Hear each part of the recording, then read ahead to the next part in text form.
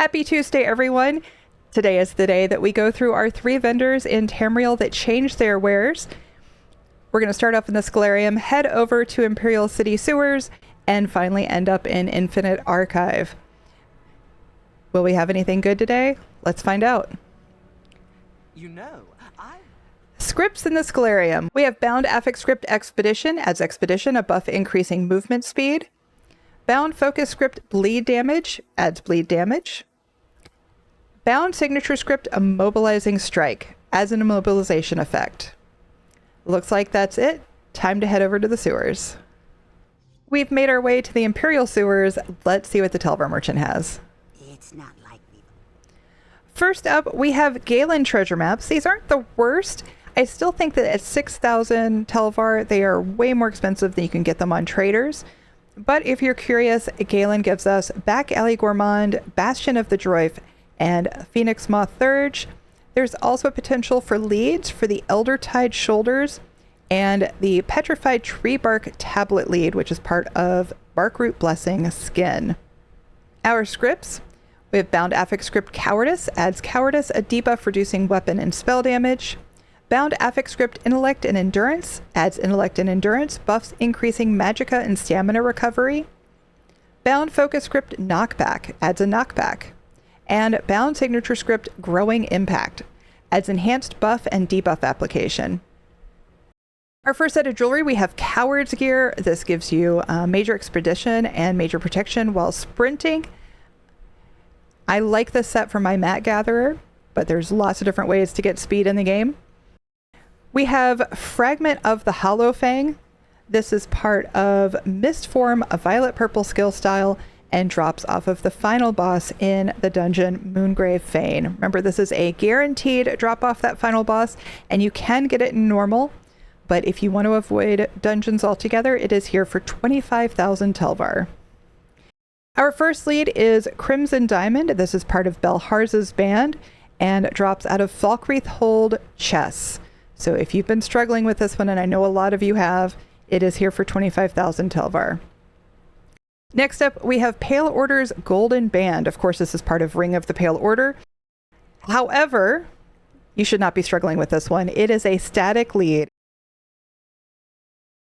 I will say we haven't seen a ground spawn lead in a while. So long, in fact, that I'm wondering if they actually listened and took them out. It is just a scroll that sits on a table in Night Hollow Keep. Just walk up to it. You'll have to kill a few things along the way, but you can just walk up to it and grab it. Don't spend 25,000 Telvar on this one. And finally, we have Necklace and Ring of Elfbane. This is a set that comes in and out of vogue and is great for flame builds. All right, we're headed over to Infinite Archive next. Okay, let's see what Filer Ul has for us. You see this area? Okay, first up we have Archival Enigmas. Consume 20 Archival Enigmas to unlock the Veteran of the Infinite achievement and the Veteran of the Infinite face art. Here's your face art. You're going to get these Archival Enigmas guaranteed as you do your daily Infinite Archive quests. You'll also get them randomly in chests as you go. I do not believe that these are worth it. They are early on in the curated list of guaranteed drops. So I would skip these. It's going to take you 20 of them at 3,000 Archival Fortunes a piece. You're better off just waiting, I think, personally. Greenshade treasure maps. Greenshade brings us Beekeeper's Gear, Shadow Dancer's Raiment, and Wilder Queen's Arch, as well as a chance for leads for Ancestral High Elf daggers or shoulders. However, I don't think it's worth 2,000 Archival Fortunes. Greenshade treasure maps are going to be really, really cheap on traders, so I would just get them that way if you need them. Our scripts, we have Bound Affix Script Defile, adds Defile, a debuff reducing healing received. Bound Focus Script Frost Damage, adds Frost Damage. And Bound Signature Script Anchorite's Potency, adds a Consume Soul Gem to grant ultimate effect. Next up, we have Prior Theric's Mask. You guys might remember that this was available as a drop in Red Petal Bastion earlier this month. You had a short window of time to get it to drop.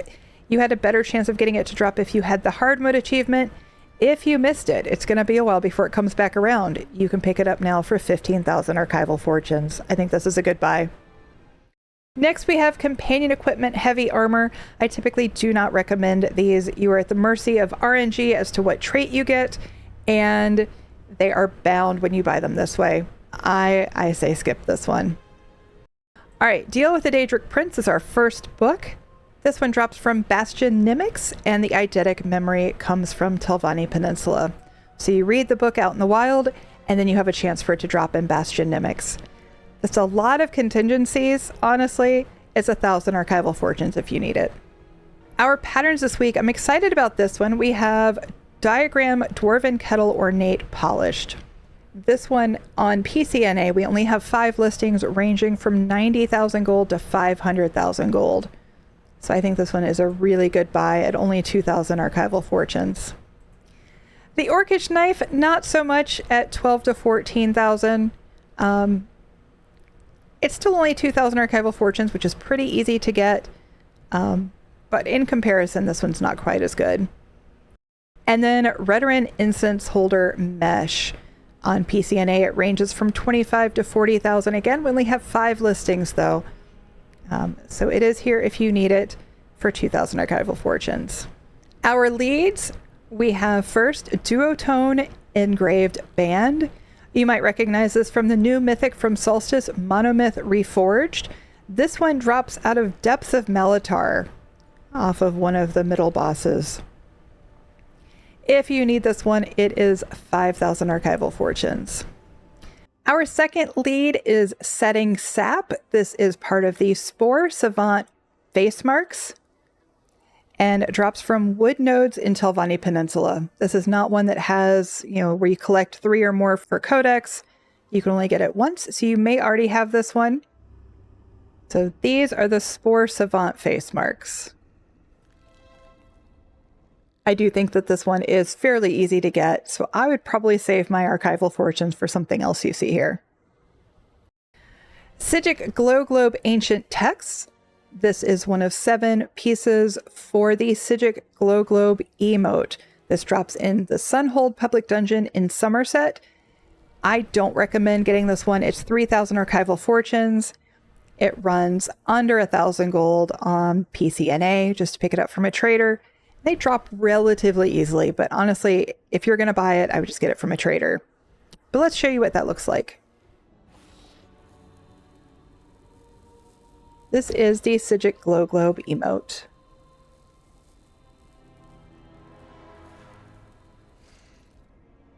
All right, next up, Slayer Alessia deck fragment. This is one of 5 of the Saint Alessia deck fragments for the Saint Alessia deck. This one is found occasionally after defeating world bosses in Westweald. And finally, we have our second book. It's beautiful. The Silver Rose Blooms over Border Watch. This one drops in Infinite Archive, and the eidetic memory is from Infinite Archive as well. Okay, speaking of Infinite Archive, we're going to run a couple of arcs. The gear changes every Tuesday as well. That drops in Infinite Archive, so we're going to figure out what it is this week. Okay, we just finished running 2 arcs of Infinite Archive, and this week it looks like we have gear dropping from Malabal Tor that includes Salvation, Spinner's Garments, and Thunderbug's Carapace, as well as from Clockwork City, which includes Livewire, Mad Tinkerer, and Unfathomable Dark. Wow, guys, I can't even read this. It's fine. All good. Unfathomable. Yeah, that. Thanks, Marzen. I appreciate the assist. That's going to do it for this week. We'll see you in the next one.